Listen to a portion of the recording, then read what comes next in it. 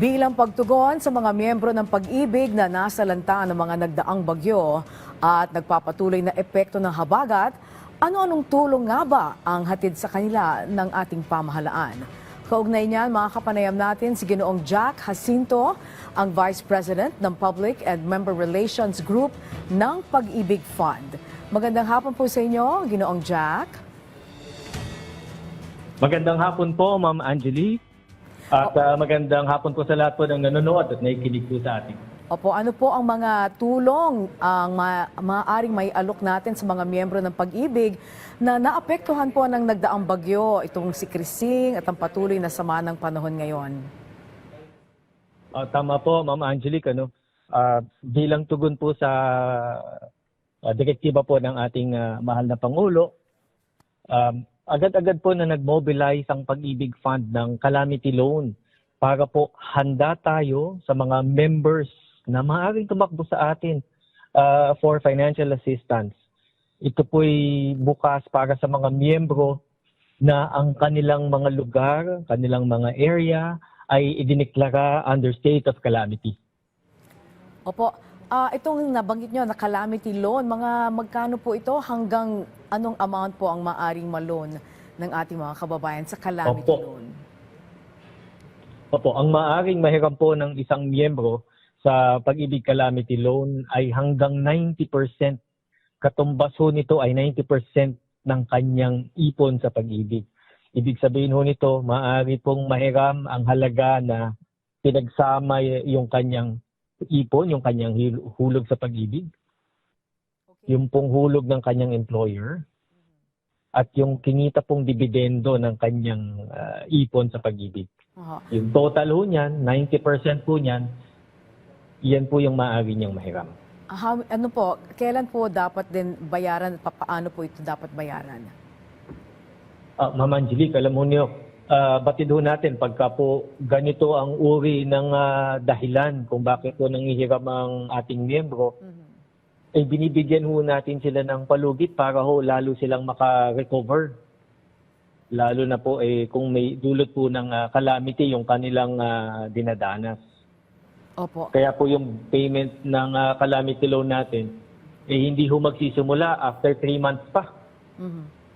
Para ho meron ho silang palugit at makabawi pa. Opo, maganda po yan, Sir Jack.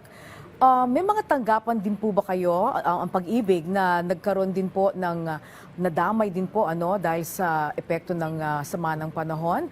At yung po mga tauhan din po ng Pag-ibig, kamusta po sila?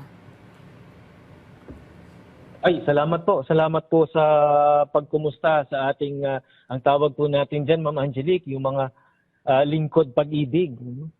Ay kami po ay nakamonitor din po. Nakamonitor din po kami sa ating mga kapwa lingkod Pag-ibig.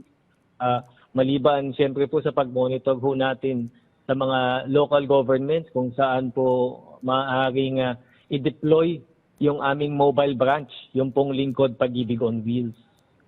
So yan po, nakamonitor po tayo sa ito para po matugunan ho natin maging kapwa-empleyado natin at lalo na po yung mga miyembro po nating nangangailangan. Ayun, opo.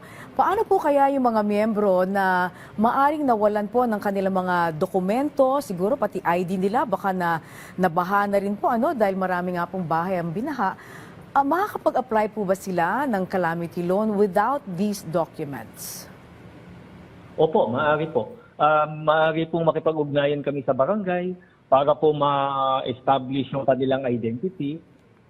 At kung may internet na po dun sa kanilang lugar, may internet connection na po, pagka po ang kanilang loan ay i-file ho nila via virtual Pag-ibig, yan po dahil nakita at nakilala na ho natin ang kanilang identity dahil meron po silang virtual Pag-ibig, maaari na po silang makapag-loan agad-agad.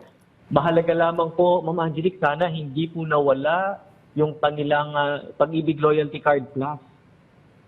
Ito po kasi yung kanilang cash card. Diyan na po namin pinapasok po. Diyan na po namin dinideposit yung kanilang mahihiram sa ilalim ng ating mga loan programs. Oho. Paano po kung yun ang nawala? Yun po ang nabaha at hindi na ho mabalikan. Hindi na ho sila maaaring makapag-apply ng bagong card?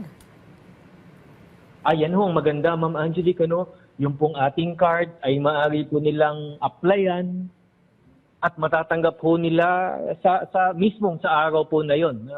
So, minuto lamang po, pagka sila ay nagpakuha ng picture at kumuha ng card, ay matatanggap na ho nila agad. At yun po, diretso loan na po agad sila, Ma'am Angelique. Ayun. And bilang panghuling tanong po, bukod sa calamity loan, ano-ano pang mga tulong na maaring maihandog po ng pag-ibig sa mga miyembro? Opo. Meron din po tayong multipurpose loan. Yung pong pag-ibig multipurpose loan para naman sa mga miyembro na nangangailangan din ng pondo. No? Kahit po hindi po nakadeclare sa state of calamity yung kanilang area, basta po meron na silang 12 months na hulog sa pag-ibig at active member po sila pag-ibig, maaari po silang humiram sa ilalim ng multipurpose loan. At kung sila po ay housing loan borrower at yung kanilang bahay ay na-damage ng typhoon, ng baha, meron po yung kaakibat na insurance. So maaari po nilang i-file yung kung may damages po yung kanilang bahay na naka-loan sa pag-ibig para po makover ng insurance ng kanilang pag-ibig housing loan yung damages. Ayan. Sige po, maraming salamat po sa oras na binigay niyo sa amin, Sir Jack Jacinto, ang Vice President ng Public and Member Angelique, Relations. salamat po at ingat po kayong lahat.